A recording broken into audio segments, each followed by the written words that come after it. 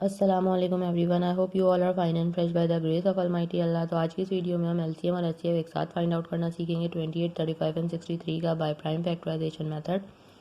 इस मेथड में हमारे पास हैं जितनी भी वैल्यूज हो, दो या दो से ज़्यादा, सबसे पहले हम उनके प्राइम फैक्टर्स फाइंड आउट करते हैं। तो चलिए स्टार्ट करते हैं अपनी वीडियो और सबसे पहले हम इन तीनों वैल्यूज़ के अलग अलग प्राइम फैक्टर्स फाइंड आउट करते हैं।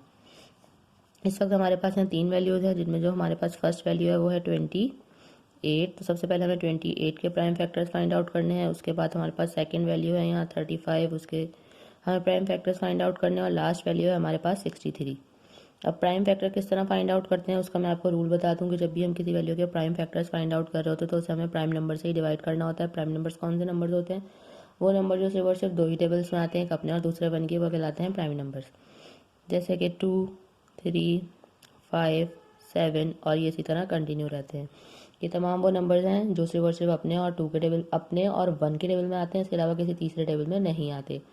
तो जब हम किसी वैल्यू के प्राइम फैक्टर्स फाइंड आउट कर रहे होते हैं तो इन प्राइम नंबर्स में से जैसे स्मॉलेस्ट प्राइम नंबर से वैल्यू डिवाइड हो रही होती है उसे हमें कम्प्लीटली डिवाइड करना होता है जब तक कि हमारे पास वन ना आ जाए।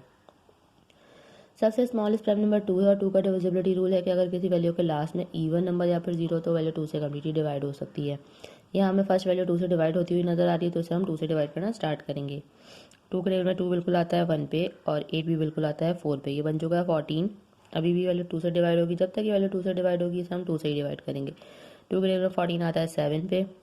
7 खुद एक प्राइम नंबर है, 7 को यहाँ हमें 7 से ही डिवाइड करना है क्योंकि 7 के टेबल में 7 आता है 1 पे। ये आ चुका है हमारे पास 35। 35 के लास्ट में ऑड नंबर है इसलिए वैल्यू 2 से डिवाइड नहीं हो सकती। 2 के बाद जो नेक्स्ट प्राइम नंबर है वो है 3 और 3 का डिविजिबिलिटी रूल है कि एक वैल्यू में जितने डिजिट्स हों उनको अगर हम प्लस करें और ऐसी वैल्यू है जो कि 3 के टेबल में आती है तो ही वो वैल्यू 3 से कम्प्लीटली डिवाइड हो सकती है। लेकिन अगर प्लस करने पर ऐसी वैल्यू है जो 3 के टेबल में नहीं आती तो वैल्यू 3 से डिवाइड नहीं हो सकती। 3 के बाद नेक्स्ट प्राइम नंबर है 5 और 5 का डिविजिबिलिटी रूल है कि अगर किसी वैल्यू के लास्ट में 5 या फिर 0 तो वैल्यू 5 से कम्प्लीटली डिवाइड हो सकती है। यहाँ पे हमें 5 नज़र आ रहा है इसलिए इस वैल्यू को हम 5 से डिवाइड करेंगे। 5 के टेबल में 35 आता है 7 पे और 7 टाइम 1 इज 7।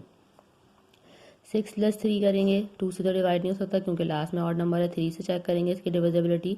6 प्लस 3 9 बनेगा, 9 3 का मल्टीपल है यानी कि ये वैल्यू 3 से कम्प्लीटली डिवाइड हो सकती है। 3 के टेबल में 6 आता है 2 पे और 3 आता है 1 पे, बन चुका है 21। 2 प्लस 1 3, अभी भी ये वैल्यू 3 से ही डिवाइड होगी क्योंकि 3 के टेबल में 21 आता है 7 पे और 7 को हमें 7 से ही डिवाइड करना है। 7 टाइम 1 इज 7।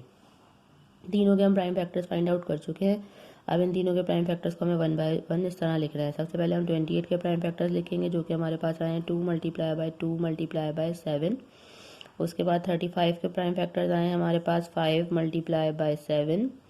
उसके बाद 63 के हमारे पास प्राइम फैक्टर्स आए हैं 3 मल्टीप्लाई बाय 3 मल्टीप्लाई बाय 7। अब चाहिए हमें कॉमन फैक्टर्स। ऐसे फैक्टर्स चाहिए सबसे पहले जो कि तीनों में मौजूद हैं, जिनका तीनों में पेयर बनता हुआ हमें नज़र आ रहा है। तो कॉमन फैक्टर यहाँ हमें एक ही नज़र आ रहा है 7। उसके अलावा ऐसा कोई फैक्टर नहीं है जो कि तीनों में मौजूद हो। यहाँ 2 है, यहाँ कहीं 2 नहीं है, यहाँ 5 है तो यहाँ कहीं 5 नहीं है और कोई पेयर हमें तीनों में बनता हुआ नज़र नहीं आ रहा। तो यही हमारा कॉमन फैक्टर है और यही हमारा हाईएस्ट कॉमन फैक्टर भी है। अगर हमें एक से ज़्यादा कॉमन फैक्टर्स मिलते तो हम उनको मल्टीप्लाई करते फिर हमें हाईएस्ट कॉमन फैक्टर पता चलता, लेकिन यह हमारे पास एक ही कॉमन फैक्टर था इसलिए ये हमारा हाईएस्ट कॉमन फैक्टर भी है।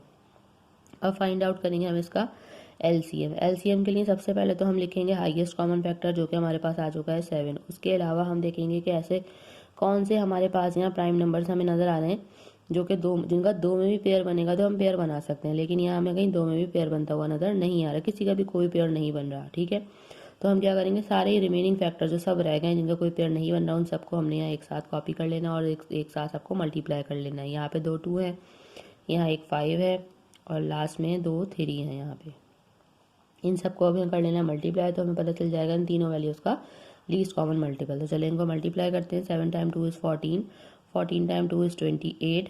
28 को मल्टीप्लाई करना है हमें यहाँ 5 से, वो हम रफक में कर लेते हैं। 5 टाइम 8 इज़ 40 का 0 और 4 कैरी। 5 time 2 is 10 plus 4 14। 140 को मल्टीप्लाई करना है हमें 3 से, वो यहीं करते हैं हम। 3 टाइम 0 इज़ 0, 3 टाइम 4 इज़ 12 का 2 1 carry. 3 time 1 is 3 plus 1 4। Last में इस वैल्यू को एक और बार मल्टीप्लाई करना है 3 से, वो भी हम यहीं कंटिन्यू करते हैं। 3 time 0 is 0, 3 time 2 is 6, 3 time 4 is 12। Means हमारे पास यहाँ लीस्ट कॉमन मल्टीपल आ चुका है इन तीनों वैल्यूज़ यानी कि 35, 28, 35 एंड 63 का, जो कि है 1260।